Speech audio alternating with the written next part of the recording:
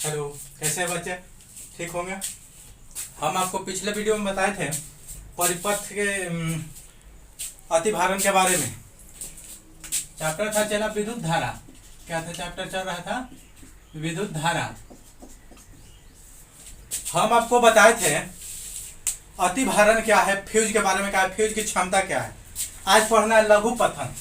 क्या पढ़ना है सुबह? लघु पतन क्या है? लघु पतन क्या है या किसे कहते हैं? लघु पतन क्या है या किसे कहते हैं? कोई दिक्कत? तो इसके बारे में पढ़ेंगे। चला सुगा रे सोना रे। लघु पतन है क्या? तो लघु पतन देखिए, चला कहा होता है कि कभी कभी जो होता है गर्म तार या जीवित तार, एक बात है। कभी कभी होता है परिपथ में कि गर्म तार और ठंडा तार। ठंडा तार का मतलब क्या? उदासीन तार। कभी कभी गर्म तार और ठंडा तार आपस में सट जाते हैं। क्या हो जाते हैं सुगा? आपस में सट जाते हैं। तो ऐसी स्थिति में होता क्या है कि प्रतिरोध बहुत कम हो जाता है। प्रतिरोध कुछ होता है सुगा? बहुत कम हो जाता है। और प्रतिरोध जैसे ही बहुत कम होता है उसी धारा का मान बहुत तेज होने लगता है। प्रतिरोध जैसे ही कम, उसी धारा का मान कुछ होने लगता है, तेज होने लगता है। और जैसे ही धारा का मान तेज होता है तो ऐसी स्थिति में होता क्या है कि धारा का मान तेज होते ही शॉर्ट सर्किट होने लगता है। ऐसी स्थिति को हम लघु पतन कहते हैं या शॉर्ट सर्किट कहते हैं। ठीक है, फिर से समझिएगा। गर्म तार, कौन तार? गर्म तार एवं ठंडा तार यानी उदासीन तार। गर्म बोले या जीवित, क्या बात है? गर्म तार या ठंडा तार को आपस में कभी कभी क्या हो जाते हैं? आपस में जुड़ जाते हैं, संपर्क में आ जाते हैं, सट जाते हैं। तब प्रतिरोध बहुत कम हो जाती है और धारा का प्रवाह बहुत अधिक होने लगती है। ऐसी स्थिति को, ऐसी घटना को हम लघु पतन या शॉर्ट सर्किट कहते हैं। कोई दिक्कत? कोई दिक्कत ना, हम लिखवा देते हैं। क्या लिखेंगे सुगा? कि विद्युत परिपथ में क्या लिखेंगे हो? कि विद्युत लिखे के लघु पतन क्या है। लिखा कभी कभी, क्वेश्चन था सुगा, आंसर है कभी कभी, कभी कभी गर्म तार, कौन तार? गर्म तार या जीवित, इसको बोलेंगे जीवित। गर्म तार या गर्म तार और ठंडा तार। ठंडा तार के मतलब क्या? उदासीन। ठंडा बोले तो क्या सुगा? उदासीन। ठंडा तार आपस में संपर्क में आ जाते हैं। कोई चीज में आ जाते हैं हो? संपर्क में आ जाते हैं। संपर्क में आ जाते हैं और जो सही संपर्क में आएगा वैसे ही प्रतिरोध कम। संपर्क में आ जाते हैं तो इस स्थिति में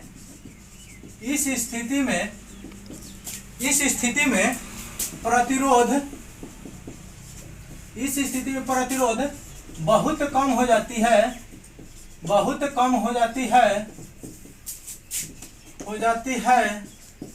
तथा धारा का मान, तथा धारा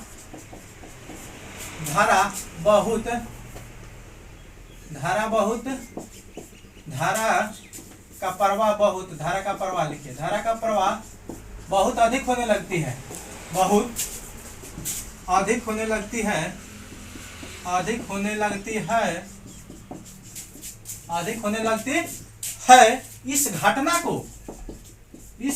को सुगा, इस घटना को लघु पतन कहते हैं या शॉर्ट सर्किट कहते हैं। इस घटना को लघु पतन या शॉर्ट सर्किट कहते हैं। शॉर्ट सर्किट कहते हैं सुगा, सर्किट कहते हैं। समझ में आया रे? बोलना रे। हेलो, समझ में? फिर से समझेंगे। लघु पतन क्या है? लघु पतन क्या है? तो कभी कभी गर्म तार या जीवित तार। गर्म तार हम पिछले वीडियो में आपको बताए थे अतिभारण में कि गर्म तार किसे कहते हैं। गर्म तार और ठंडा तार आपस में संपर्क में आ जाते हैं। जैसे आपस में संपर्क में सटते हैं, मान लीजिए कि गर्म तार है, कौन तार है? ठंडा तार है। जैसे ही आपस में सटेगा, आपस में सटता है, सटने के बाद इसकी प्रतिरोध जो होती है कम हो जाती है। क्या? प्रतिरोध बहुत कम हो जाती है। अब प्रतिरोध कम तो धारा तेज ना, और प्रतिरोध जैसी कम होगा तो धारा तेज न बहने लगेगी। और धारा जब तेज हो जाती है, इसी घटना को हम लघु पतन या शॉर्ट सर्किट कहते हैं। इस घटना को क्या कहते चला? लघु पतन या शॉर्ट सर्किट कहते हैं। ठीक है, हम आशा करते हैं कि आप लोगों को समझ में आ गया होगा। आप स्क्रीनशॉट ले सकते हैं। अगर समझ में नहीं आया तो कमेंट कीजिएगा कि हमको सर यहाँ समझ में नहीं आया। कार्य बोलना रे, थोड़ा समझ में लो। हाँ, तो समझ में आना चाहिए, 100% समझना चाहिए। ठीक है, आप स्क्रीनशॉट लीजिए। लोग को पढ़ना है विद्युत से खतरा। क्या पढ़ना है? विद्युत से खतरा। सुगा विद्युत से खतरा हमको कैसे है तो पहले समझेंगे। देखिए, हमारा जो शरीर है, मानव का शरीर जो है, इसका प्रतिरोध 30,000 ओम है।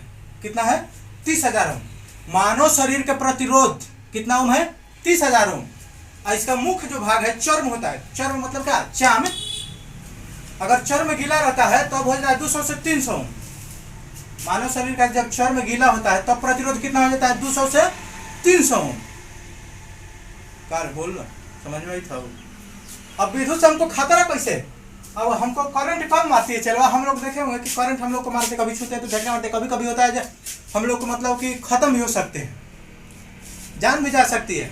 तो विद्युत से खतरा, खतरा देखिए, आप लोग देखे होंगे कभी कभी ट्रांसफार्मर भी या कभी कभी किसी पोल पर वहां लिख कर टांगा रहता है खतरा।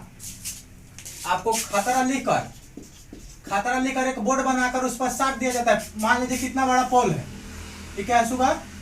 पोल है, पोल है। यहां लिखकर आपको खतरा साट देगा।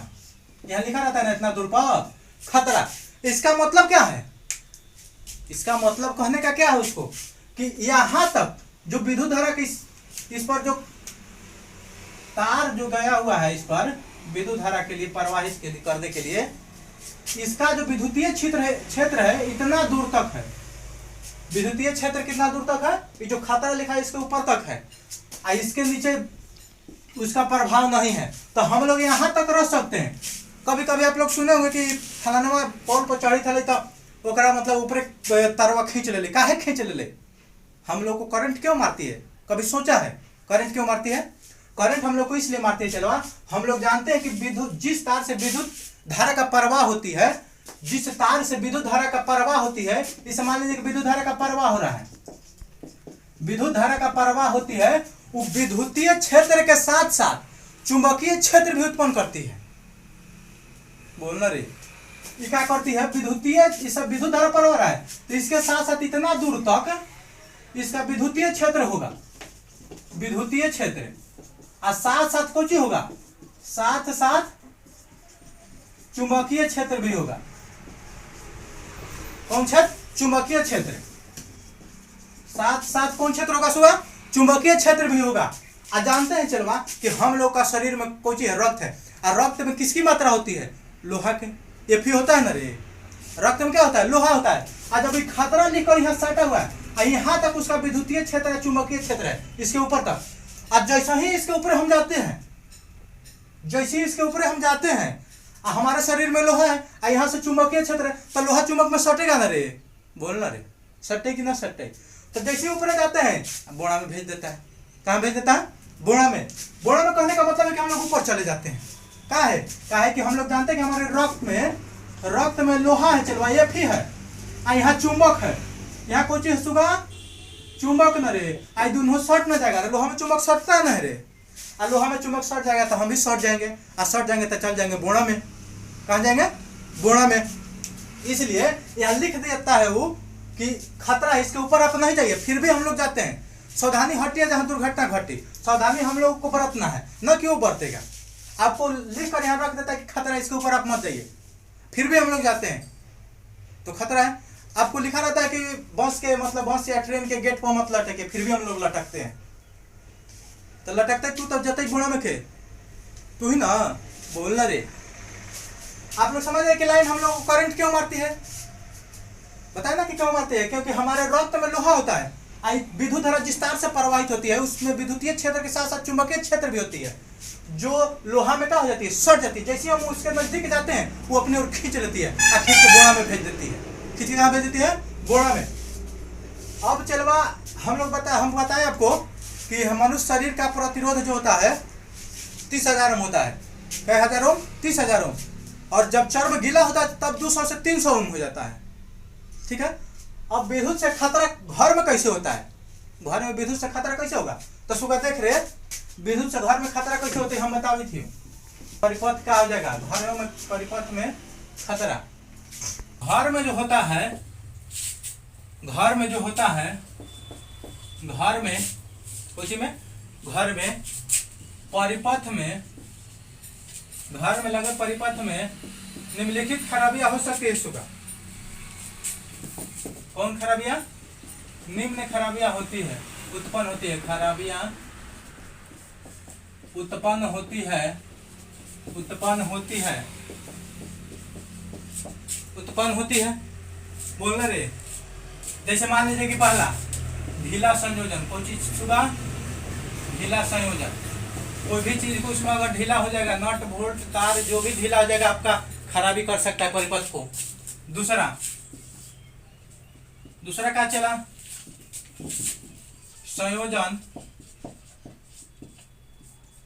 संयोजन तार का ढीला होना, संयोजन तार का पुराना होना, पुराना होना।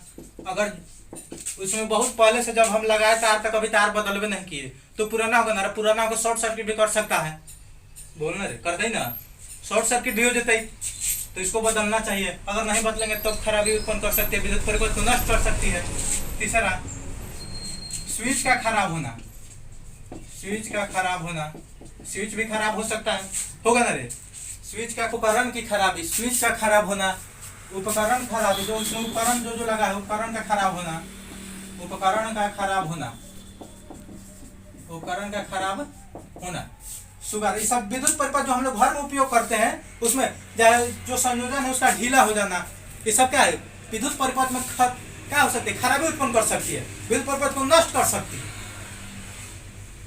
और जैसे ही हम वहां जाएंगे हमको खतरा हो सकता है, बुरा में जाने से कोई बचा ही नहीं सकता है। अल्लाह अकबर करते रह जाइएगा, कुछ फायदा नहीं होने वाला है, समझा रे। हम आशा करते हैं कि आप लोगों को समझ में आ गया होगा।